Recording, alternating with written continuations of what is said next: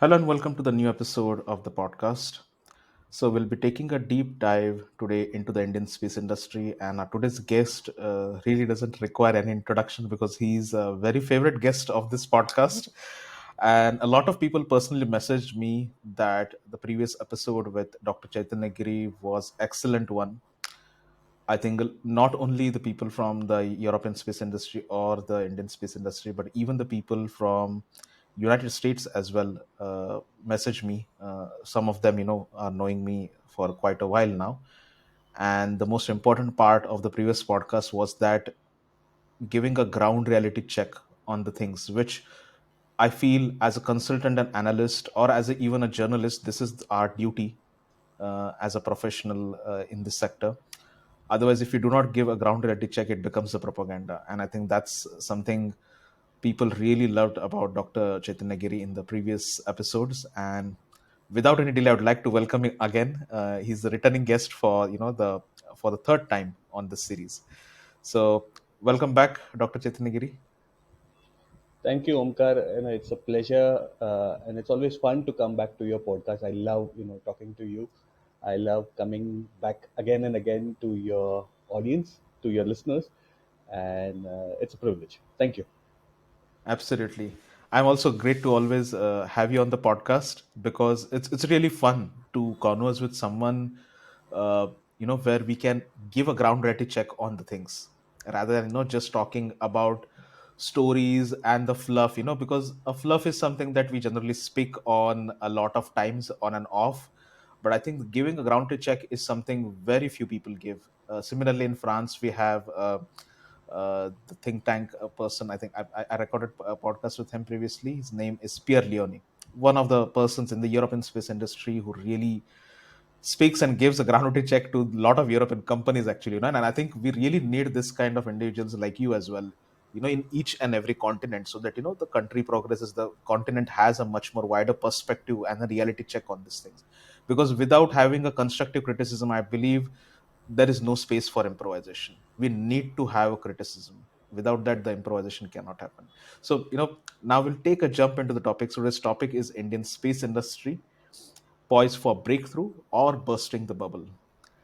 So, Chaitanya, I think we have previously discussed several aspects of the space industry in general. Now, we'll be taking a deep dive specifically into the Indian space sector.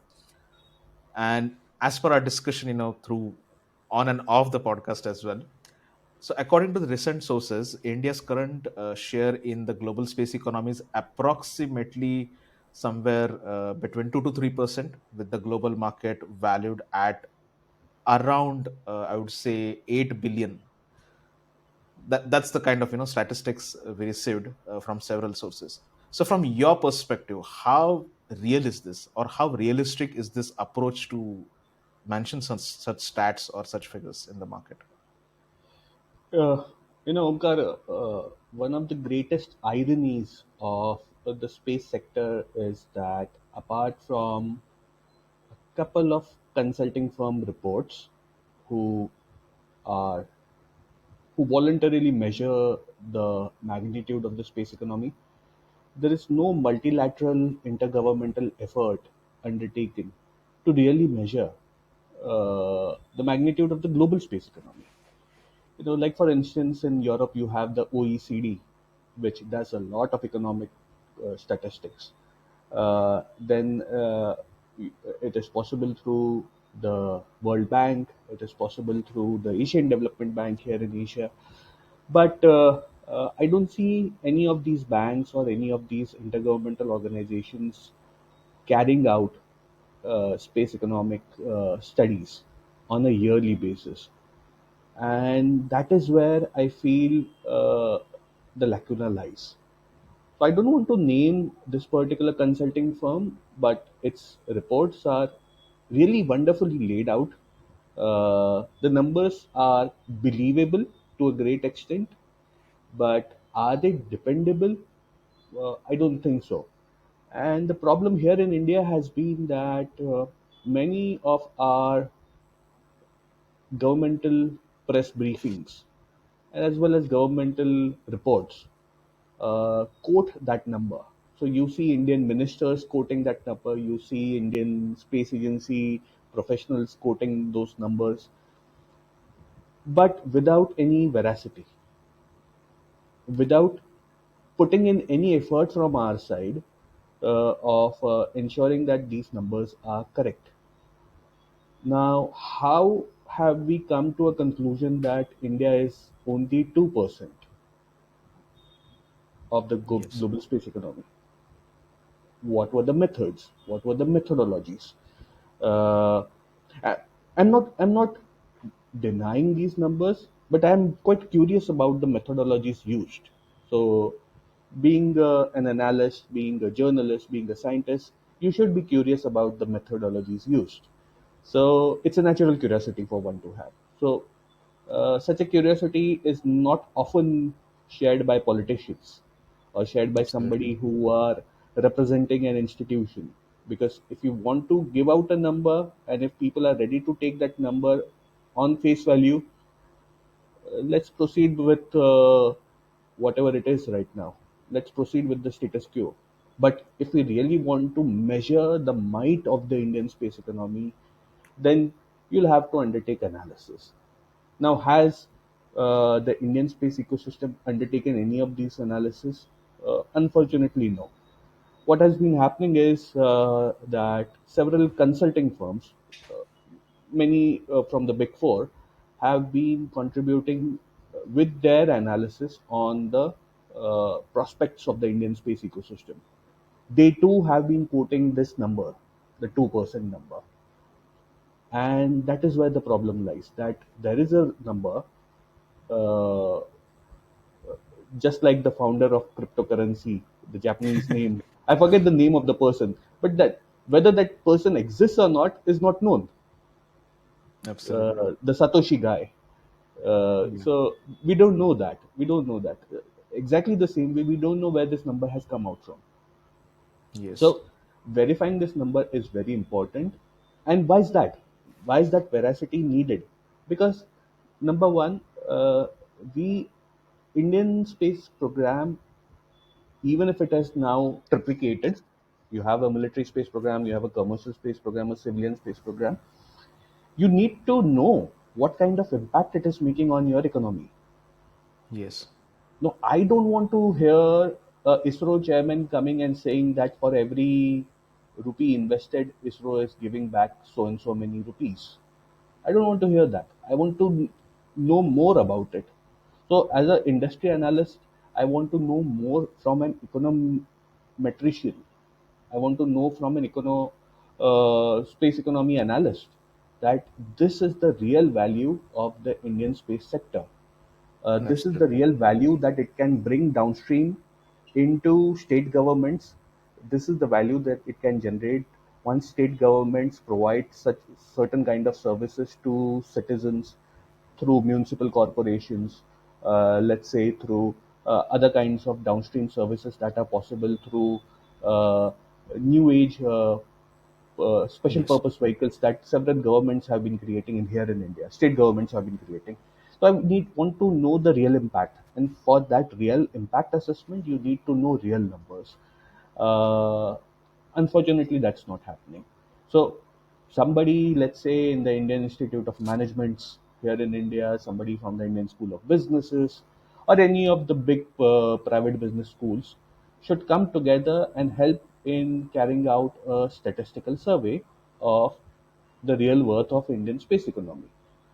I'm not talking Absolutely. about the global numbers. Global numbers is a different ball game, and it's a much bigger ball game altogether. What I'm saying is, at least measure the Indian space economy, uh, you know, precisely. And I'm Absolutely. not the only one talking about this. There are several people who may not want to come ahead and speak openly, but they are also Yes. very much concerned that such throwing away of random numbers is doing no good to our comprehension of what India's space program entails today. Absolutely. I agree with you with this fact, and I would like to just add one point, especially with the incoming wave of new age entrepreneurs which are coming into the space industry. I'm really happy the youngsters are taking initiatives and participating in the industry, but I believe there is a huge gap between the financial literacy and the economics knowledge that these people are trying to get into. It's just that I believe if you're starting any business, I think it needs to have at least a long term plan. I would like to give an example of a company like Reaction Engines. I mean, it's great. The innovation is amazing. That's fine, But I think 20 years you have been just taking funding from the venture capital, and at the end you're going into bankruptcy. I think that's not business. That's, I would say, just uh, practical, or I would say practice shot at trying to see whether a innovation works or not. I think if this kind of things keep on happening, it might hamper the commercial growth of the space industry down the line if this Absolutely. goes Yeah. on for a longer time. So generally I feel this is what the approach. When I had some consulting mission for Australia, I still don't remember, I still don't get it. I would say, not remember, I still don't get it, why countries target things which are beyond their ambition. For example, Australia has an existing uh, ecosystem of geospatial companies, in the South Melbourne part and all. Basically, rather than going for launches, starting companies in the launches and all, you should try to use geospatial as a way to scale your medium into the Earth observation, and then try to basically level up in the other fields of the space industry, rather than basically venturing out into other things where you don't have the expertise. So Yeah. similarly, I believe in India as well, we have the rural parts, urban developments. India also has a very good geospatial ecosystem which has been existing in India even before this new space policy came into the existence. Because I personally, graduating from geology, I have seen that in even in cities like Pune, there have been several geospatial companies which have been existing even before 2010s. And Yeah. I believe utilizing those, or partnering with those companies, leveling up over there, exploring the marketing opportunities in the downstream, and then scaling up for the upstream market, that is a much more viable way, because here you're serving the economics of the country as well. On a downstream level, you're giving the country applications where it is needed, rather than wasting your money on the things where the country doesn't have an expertise at the moment. Like Yeah. for Yeah. example, launch, I don't really think so India has that capacity at the moment to consume the launch to that level. But definitely, if you talk about Earth observation, analytics, communications, in the downstream, definitely there is a need. I come from coastal area, and I see a lot of fishermen who don't even have a GPS equipments with them over there. So I think opening a business vertical in this kind of segment of the space industry is much more viable than going for hot shot things, which where the the country doesn't have an expertise. So that's what I just wanted to add actually. But yeah, please feel free to put up your opinion on this No, as well. I'll continue with what you're saying. And you're absolutely Yeah, bang right on that particular aspect. Look, you're sitting in Europe, I'm sitting here in India, and the problem is, startups in Europe, those in India, have been blindly emulating an American model. An absolutely. American model where the American economy keeps on printing endless dollars. Uh, uh, you know, you are sort of absorbing a lot of resources from all over the Yes, world, including the talent, and then you create uh, a system where failure is celebrated. Indeed, failure should be celebrated to an extent that an attempt has been made. absolutely. No, considering that an attempt has been made, but making failure as a norm is not going to help all other countries who are not printing currency indefinitely. So for a Absolutely. country like India, which does not print currency indefinitely, or a country, let's say in Western Europe, or anywhere in Africa who are now pursuing space programs, for them, money is a finite source. It's a Yes, finite resource, and absolutely. in that, with keeping that in mind, it becomes very important for our startups at least to think twice before spending any money. The moment you announce a startup, I have seen cases where these companies have opened up swanky offices. They have swanky premises. They Yes, pay uh, over absolutely. the top rentals. They pay over the top money on gizmos, on gadgets, which are consumables. And then when it comes to deliverance, when it comes to paying back, there is nothing to show. And that is where the problem lies. So, what is going to happen is, since there is already a turbulence in the global economy due to tariff wars, Yes, uh, Indian startups or startups anywhere in the world, including those in the United States, will have to choose to become revenue based. absolutely. So, to a certain extent, to a certain period of time, they could consume money, they could depend on that venture capital. But beyond, let's say, 5 years, 6 years, you have to give back to Yes, your investors. absolutely.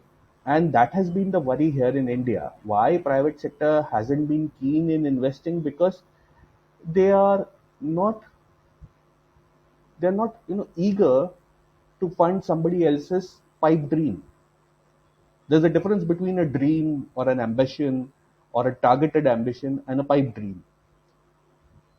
A lot of startups are running on pipe dreams, Yes, and this is not only about space sector. This is about every other other sector. sectors as well, Yes, every other absolutely. sector.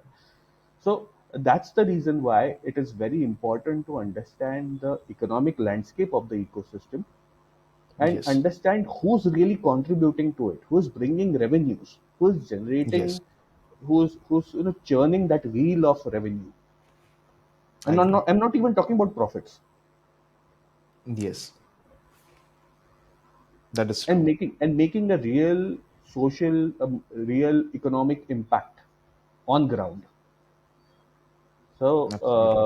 those basics are missing, clearly missing. Definitely, I agree with you on this. And just taking a little bit step ahead because of the kind of policies and I think Indian government has introduced. I'd like to come to that part as well now, along with the discussion that we're having now.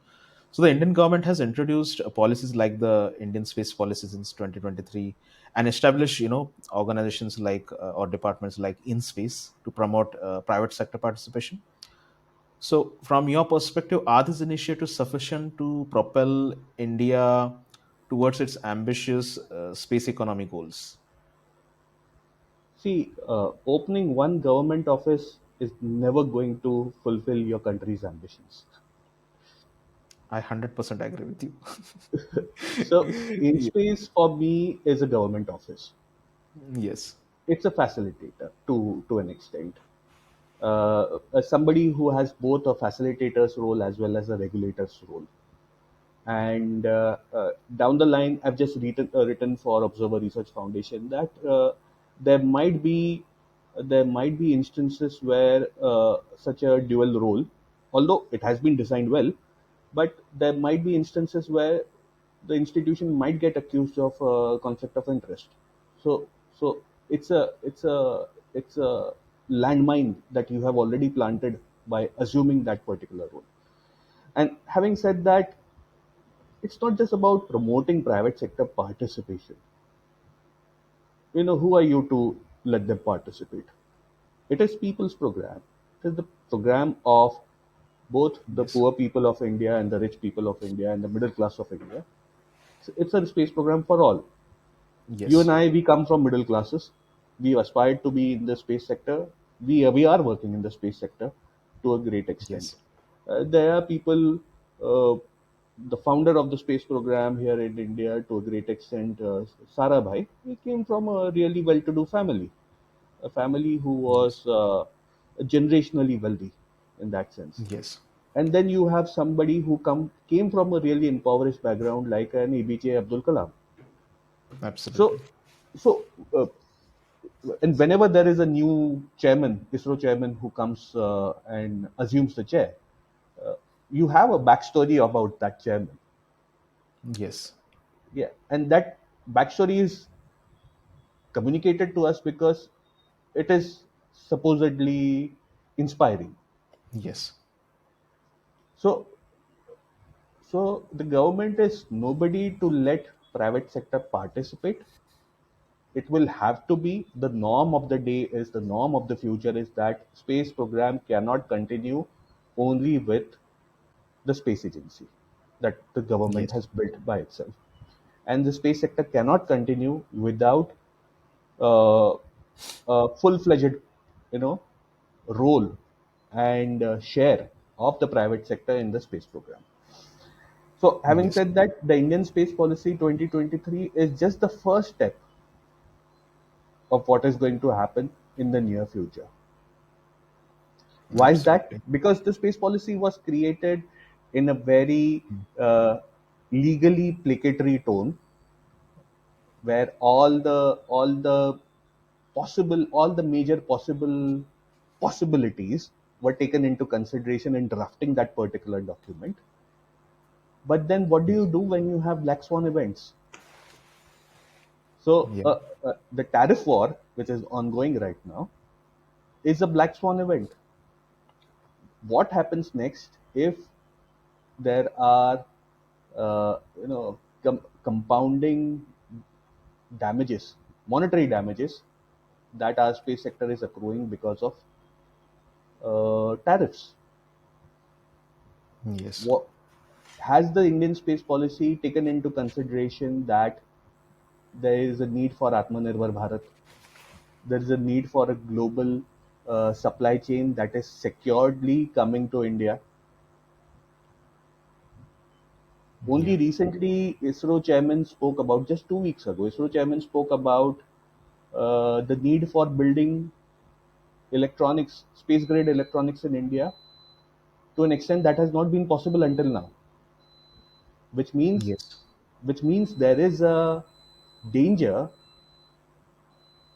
of supply chains getting disrupted, and those disrupting supply chains affecting our space program. Yes. So, has the policy taken that into consideration? No, because a policy is different from a strategy. A strategy is different from a doctrine. You need all three documents to work in unison. Excellent point. I I We I really appreciate this. we are just happy right now, content with a policy document. No, we need a strategy document, and all these documents need to be updated every 5 to 10 years, and 5 to 10 years is the maximum, sort of, leeway that I am considering here while I'm talking to you. Yes. So the situation of this world, which was in 2019, it wasn't the same in 2021 after the pandemic, or even in 2020. And today, the situation that we are in, where there are so many geopolitical hotspots active, including in our neighborhood, that every document warrants repeated analysis and repeated updation. Yes. So, I are think we with open?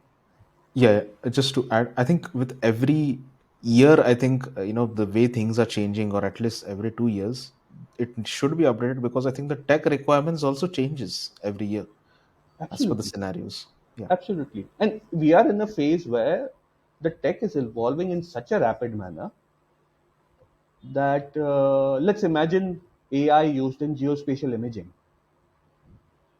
It is going to take away a lot of jobs. absolutely. Yeah. Yeah. So let's imagine artificial intelligence getting merged with Internet of Things. It is going to take away a lot of jobs and create new ones. So what are we doing to ensure that large populations, at least here in India, where we are not only wanting to consume our own population for the greater good of the country, but also supply our population to places and countries where the inherent populations are deficient. You Yes. see Elon Musk talking about fertility rates. That there are countries who are literally right now wanting talented people to come and uphold their countries and their economies. That is where India's role uh, that is where India's role is seen. So, what are we Yes, doing? Is the space policy working on that particular aspect, or is the space policy only a document of the Department of Space? So, that's an I excellent point. I will have to look at the fact that whether the Indian space policy 2023 is it a whole of the government document, it is whole of the country document, or is it a document only facilitating through the DOS? Excellent. Chaitanya, just to add, not a sarcasm as a joke, but definitely I would love to basically author a short, maybe a white paper or something on this topic. I'll tell you why. The moment you said that, have we taken this into consideration in the policy? I believe when if AI gets integrated into the geospatial imagery right now itself, in the Indian market at all levels, basically, of course, it will take away the jobs.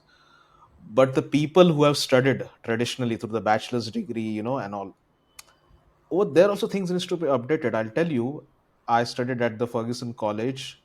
Professors were excellent, but of course, the professor is not the one who had set the syllables. Okay, our first year bachelor's book of general geology, which used to start with the Big Bang theory and panspermia theory in astrobiology, it started with that, and then we moved to the second or third chapter of seismographs and all.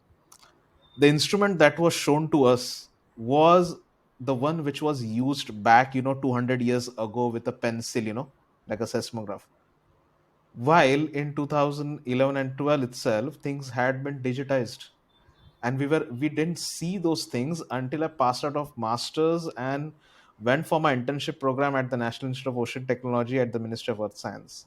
So basically at the educational level also we need to bring those changes, because over there if we don't bring the changes, the population might go, or the talent might go for waste basically over there also. So if we are bringing the AI adoption on this level, we need to bring on the downstream level also at least some educational integration of the updated knowledge.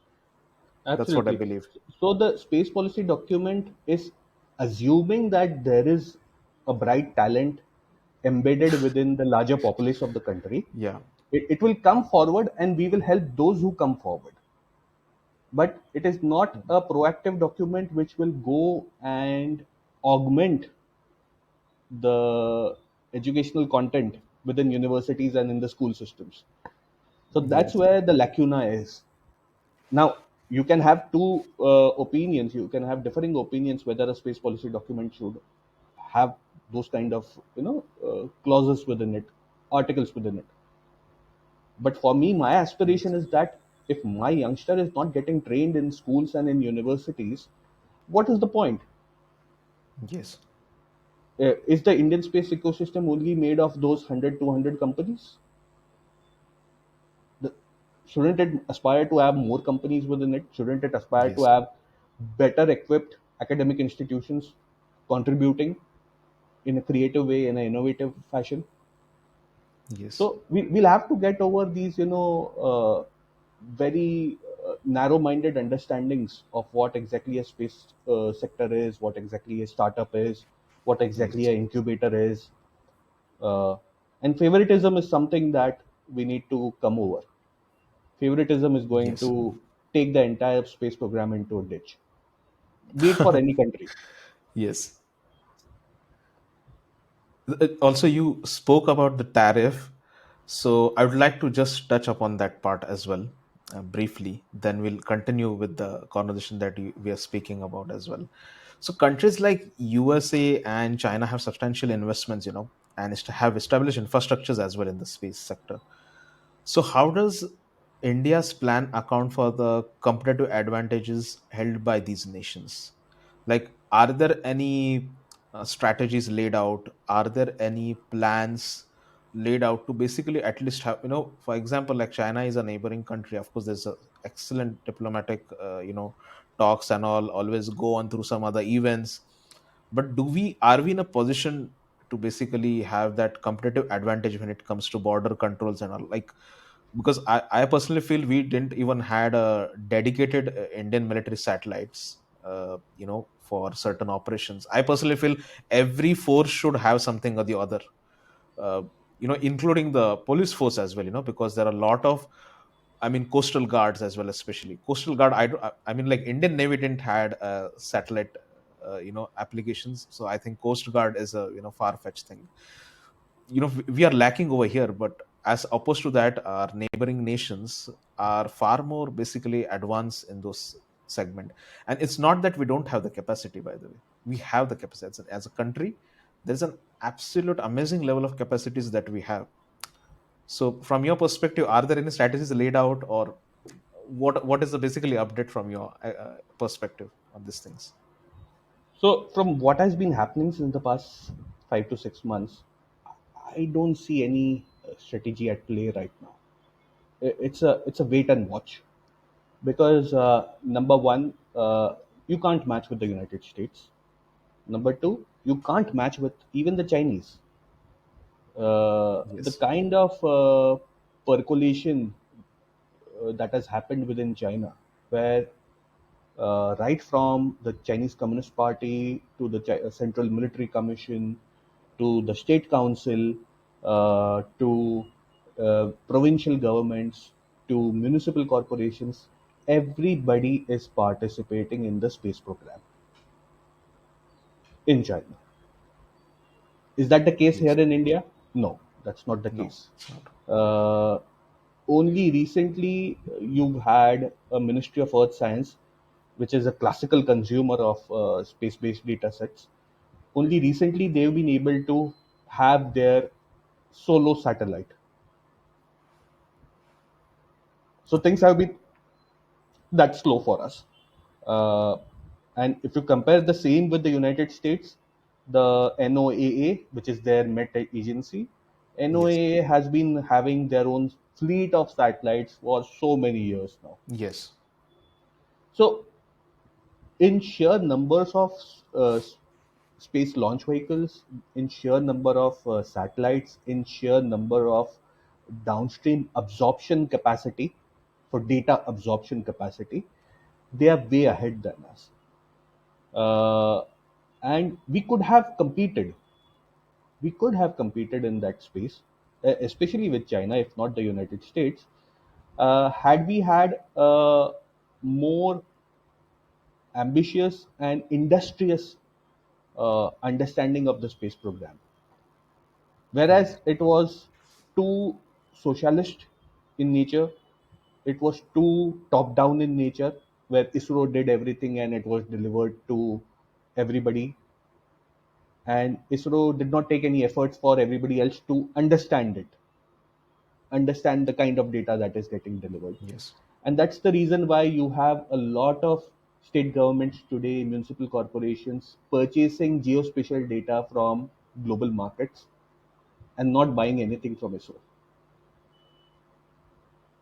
So they yes, spend crores of rupees in purchasing the data, but you don't have that particular interface where the Indian Space Agency or even somebody within the ecosystem provide that data at competitive prices and where it is possible.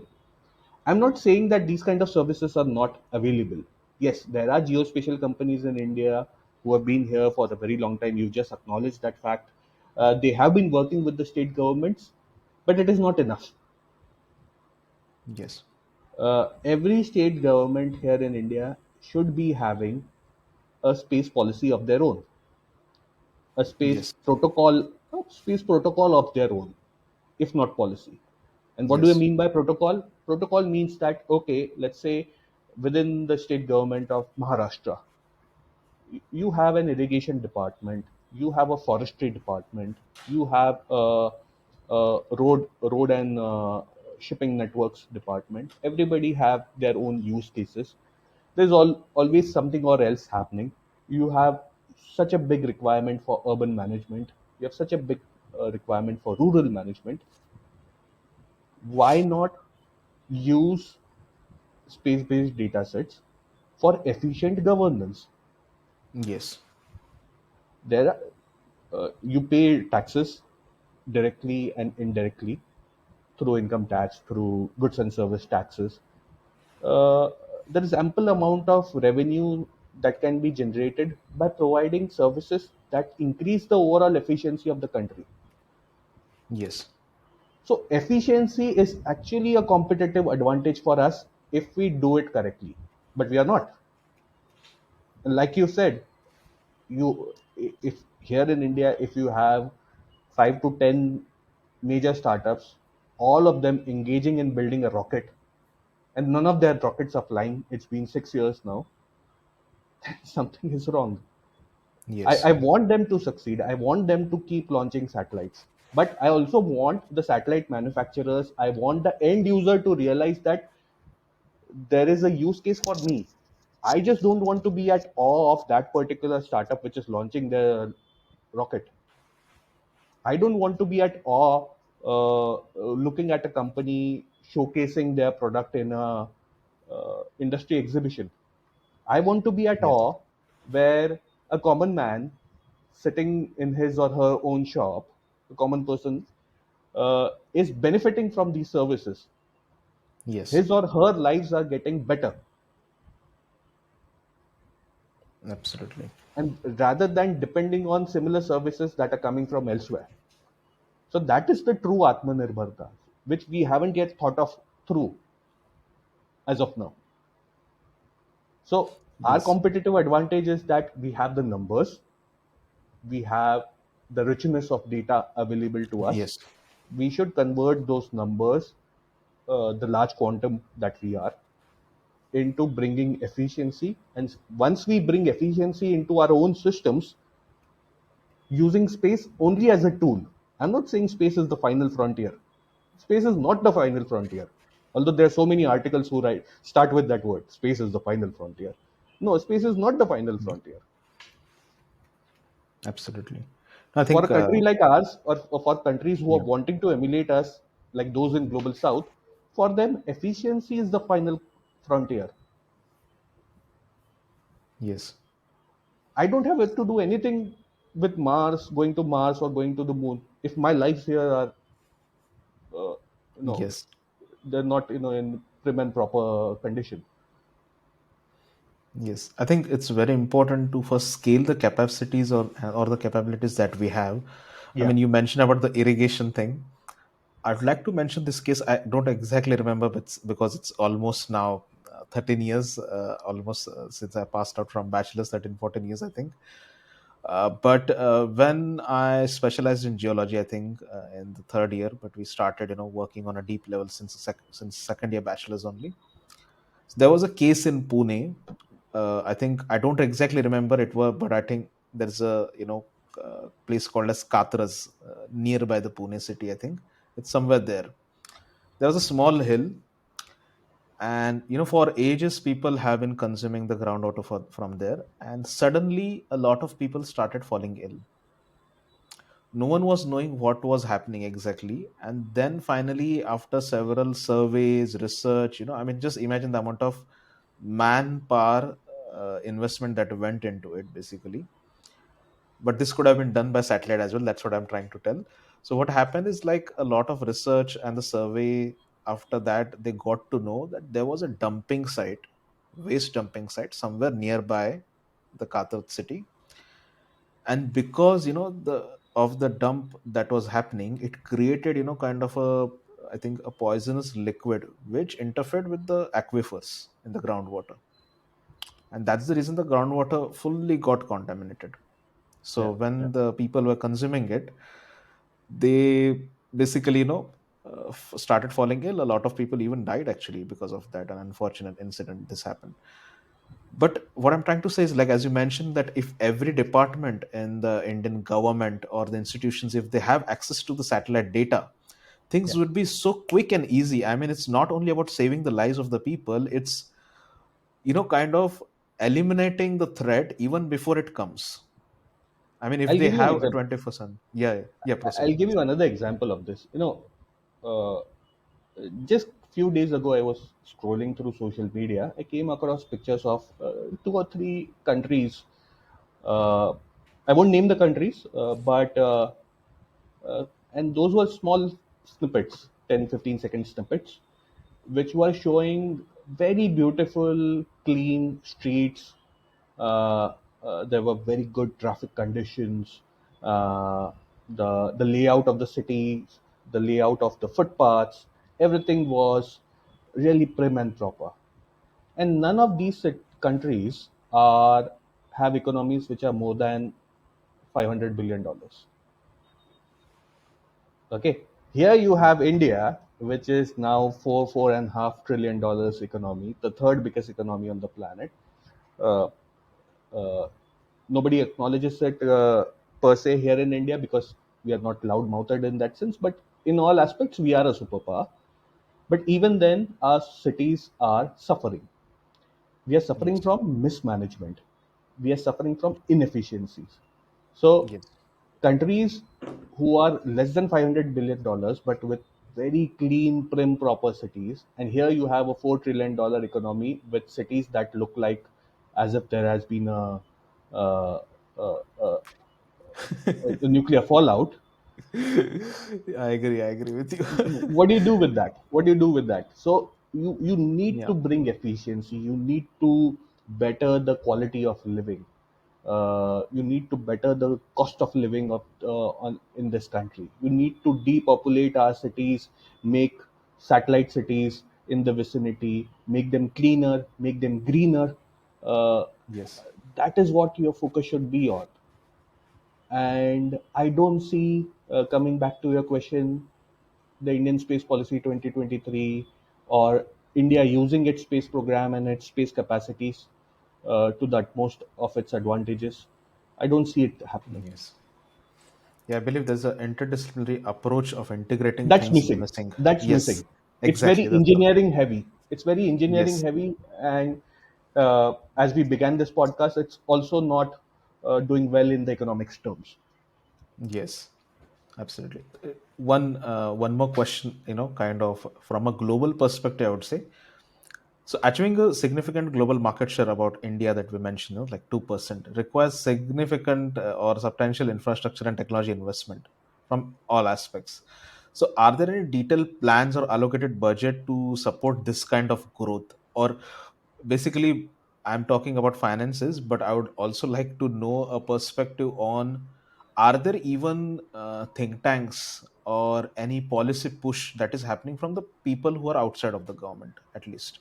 Because what we see here in Europe as well, especially, because I mean, today we see NATO now, investing more and more into space domain. It has happened because there are several think tanks who have been pushing for the investment in the space domain to reduce the basically American dependence here in Europe. And they got successful with GovSat, actually, which was a joint venture between SES and Luxembourg government. Their Hmm. dependence on the United States for satellite communication has been, quite reducing, not reducing on a very large scale, but it has been, starting to reduce. So in that aspect, are there any think tanks or people outside of the government also who have been, trying to take the initiatives, pushing things, because of which the government, or does government even consider these things? Because at least we see, I mean, in Europe also the things were not so different, but I think since the push from the think tanks and the external consultants has happened, we see initiatives like NATO's Dyna Accelerator, which has started, and it has also in its pilot program only it has integrated a lot of space related things. I think one of the companies from Lithuania called Astrolite. Hmm. So this has happened over the years because of the people from outside of the government who have been pushing these things. So Yeah. are there any kind of similar instruments existing in India? Yeah, indeed, there are instruments, and this government, at least in its past 3 terms, it has been receptive. It has been instrumental in bringing out the reforms. So, all credits to them. It has been instrumental in creating new Yes. institutions that facilitate. So, in space, NSIL, all of them are its doing. Yeah. It has been instrumental in triplicating the space program, uh, with the Defense Space Agency now being one of the biggest benefactors of the private space ecosystem. Uh, because for ISRO, there is nothing for ISRO to gain out of the competencies that exist in the commercial sector. Rather, I've seen several competitions where a certain ISRO lab has been competing with the private sector lab, and in certain instances, the private sector lab does exceedingly well than ISRO. So there have been those kind of instances. But the Defense Space Agency is a neophyte. It's a new agency altogether, established in 2019, and it does not have the legacy or the history or the burden of history as ISRO has. So it has been procuring its requisites left, right, and center, and that is keeping a lot of space companies afloat at this point in time. Then you have uh, a lot of state governments showing interest, a lot of other ministries in the central government showing interest in procuring certain kind of services, but the focus is more on services than on manufacturing. Yes. So I see a lot of support for services for downstream. I don't see enough support for manufacturing, and that's why I feel that if India has to really progress with its space program hereafter, it will have to move towards manufacturing, uh, and ensure that whosoever is manufacturing for the space sector is also having parallel, industrial and economic interests. It shouldn't be a space heavy company. Like for instance, most of Yes. your European companies are both aerospace, defense, and space contractors. Yeah. So if the space business does not do well, you have a aerospace or Yes. a, Defense. defense business to fall back upon. Absolutely. That's not the case here in India. Most of them are pure play space companies, and it doesn't work like that. Yes. You won't grow. So it becomes important for them to create a product portfolio, which is a nice mix, uh, where certain sectors are uh, blessing you with good revenues, with good profits, and space sector, it will take its own sweet time to grow. Yes. So no company in India will grow if it chooses to be a pure play space company. That's a very interesting point you mentioned, because we also started as a space consulting firm, but now expanded into six industries: aerospace, aviation, defense, maritime, of which actually maritime and aerospace is something that I had worked personally back in those days in India. So I had quite a experience and a network in those industries as well. And of course, space was my primary domain. Media broadcasting through satellite communication, I had contacts over there. And climate tech is something that is a little bit new for us. Basically, the reason we started with this thing is because I finally observed this fact that space is an application, and you need to basically use this application for the betterment of other industry, not the other way around, Yeah, basically. not the other way around. Absolutely, Yes. absolutely. See, a lot of people, including us, this is what I've been telling a lot of my friends and colleagues and acquaintances, that we all get fascinated by space sector. Yes. As children who are reading or hearing nursery rhymes, who are playing in schools, we all get fascinated by space. But as we grow, a lot of people, you know, learn the hard way the practical realities of life. Some of them stay glued to their interest in space, and a lot of people wither away into Yes. other domains. But those who stay glued to the space sector, many of them are too enamored by the space sector. It shouldn't be that. You should have varied interests in Yes. life as well as professionally as well. And that's the Yes. reason why you need to be a diversified company if you want to be in the space industry. And today, here in India, I'll tell you very confidently, it is the diversified companies who will propel India's space program in the 21st century, and not the pure play ones. I agree. Absolutely, I agree with you on this aspect, actually, because you need, if not nothing, then you need revenues to survive the company. First thing, that's the That is most one. important thing. Number two is, when you are diversified, you bring a lot of learnings from Yes, various sectors. tech And transfer there can is also this happen. tech Yes, transfer, there is interdisciplinary learning, uh, which helps you in a long way. absolutely. That's an interesting point. I think we'll continue with the next part as well, because it's going to take a little more, even deeper, I would say, jump into the conversation. And because we are, finishing off with the part one of the episode here, uh, so please stay tuned. We'll be continuing this conversation in the part two of the episode. Also, we have launched a marketplace, as I just mentioned, that we have expanded into aerospace, aviation, defense, maritime, climate tech, media broadcasting tech, and of course, space industry is our primary domain.